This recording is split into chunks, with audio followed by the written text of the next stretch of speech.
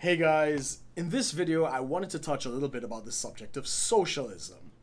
Now, not that long ago I actually had a conversation with an anti-capitalist, pro-socialist friend of mine, and even though I showed that he didn't even understand the meaning of the word socialism or capitalism, he nevertheless went on for about an hour and a half sprouting pro-socialist, anti-capitalist rhetoric, despite showing that he actually had no idea what he was talking about. So with that said, I figured I would at least touch on the subject of socialism because, as you know, I've already done a video explaining what capitalism was. Now, the reason I'm only going to touch on this is because socialism is a very, very broad topic, and there are a lot of subcategories and different writings and stuff like that, some of which they claim are socialists that actually resemble nothing close to actual socialism. Included in that, of course, is the acts of communism. So all communists are socialists, but not all socialists are communist.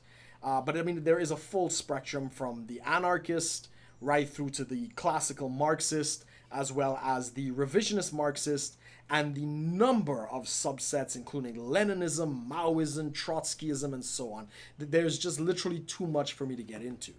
Now, if this is something you're interested in, I will actually put a primer link below for somewhere you could actually go and learn a little bit more about these philosophies and so forth.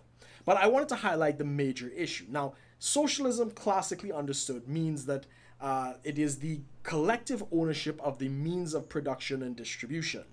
Sometimes some people say it actually means also the collective ownership of the exchange as well. There's some debate on that. Now, what that means in reality, such as in a capitalist system, a person might be an employee to somebody who owns a factory or something like that, and they voluntarily give up the full portion of value of their labor in exchange for a steady income.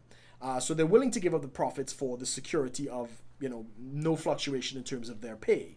So whether the company makes money or doesn't make money, if there's a profit or no profit, the employee still has to be paid, and the cost of that guarantee means that a portion of their labor actually goes towards paying the cost of the business and towards profits if there are any. In a socialist system, they would retain more of the money from their earnings. Very similar to a co-op where the people are not just employees, but they're also owners, and they tend to share much of the profits and so forth that come about at the end of the day. Again, that's not a perfect example. I'm just trying to illustrate the difference. Now, with that said, there is a great deal of confusion as to what is actual socialism in terms of practice. Now, I would agree that for the most part, socialism in its purest sense has never truly been tried. Just like there really isn't any pure capitalist country or any pure socialist country. But then there are some countries that are called socialist that have nothing to do with socialism whatsoever. But it's brought this confusion thinking that any kind of state-run enterprise is therefore a form of socialism, such as the police, the military, maybe public education. And they use this kind of roundabout thinking that, the teachers technically work for the state and the people technically own the state, thereby the teachers are technically the owners of the institution, thereby it's socialism. And if that's your reasoning, I'm not even going to argue that. That's a lot of roundabout thinking. I would simply put it forth that no, workers and employees for state enterprises actually are not owners of the institution. They don't have any profit sharing. Generally, there's no profit in state enterprises. These are just government-run state enterprises, and that has never been quantified as any kind of form of socialism. Another example of this, of course, is what's known as the Nordic model, or what's seen as the welfare states of Scandinavia. Now, up until the likes of Bernie Sanders and others have tried to revamp the Nordic model to try and make it fall under the socialist umbrella, these have always been known as welfare states. They were countries that had capitalist economies, privately owned corporations and businesses. Yes, they enjoyed high taxation, but at the same time, they offered a whole deal of welfare benefits in terms of healthcare, education, and whatever public services that were being offered. But nonetheless, the economy was largely private sector, private ownership of industry, free market principles being allowed to influence the markets and so forth. While these countries do have some state enterprises, generally speaking, the economy is largely private capitalist system. So again, pointing to the Nordic model as some form of socialism Yes, the Marxist revisionists have called it that, but it's actually more in line with something known as social democracy, which is, again, high taxation with a great deal of welfare distribution. But that far and away has nothing to do with the collective ownership of the means of production, distribution, and exchange, and so forth. So again, I have a lot of problems when people come with all this rhetoric about what is socialism and they have no idea what they're saying.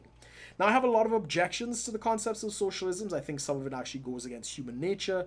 But most of all, I think it actually has a lot of issues when it comes to the entrepreneurs who actually want to take risk and actually want to go out there and create new products and bring about innovation and all these kinds of things.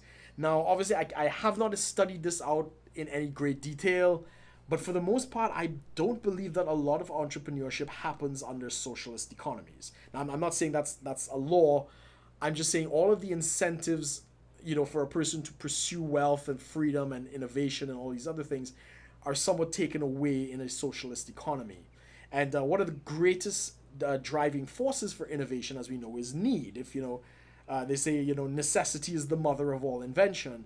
And with all these safety nets and all other kinds of things, people generally don't have that driving need to make money or be inventive and these other kinds of things. So I tend to see less entrepreneurship and development coming out of some of these places. Not all, but that tends to be the case. But again, yeah, that's my quick video on the subject. Now, if you want to know more about this, I will actually put a couple links to a few books and articles below, kind of going into this in a little more depth. It is a very broad topic. But for the most part, I don't like people pointing to every government program and every Scandinavian country and trying to say, wow, look at the great successes of socialism, when in many respects, these are not classically considered socialist. This is revisionist speaking, this is revisionist Marx, pointing to something that is absolutely nothing to do with what Marx kind of originally intended. But yeah, guys, that's my video. Thanks for watching. Be sure to like, share, and subscribe if you'd like to see more. You're free to disagree with me. I know there's a lot about this I don't know. I'm not saying I'm an expert, but that's absolutely fine. You could put those comments below. And as always, guys, I'd like to thank you for watching. Take care. Bye-bye.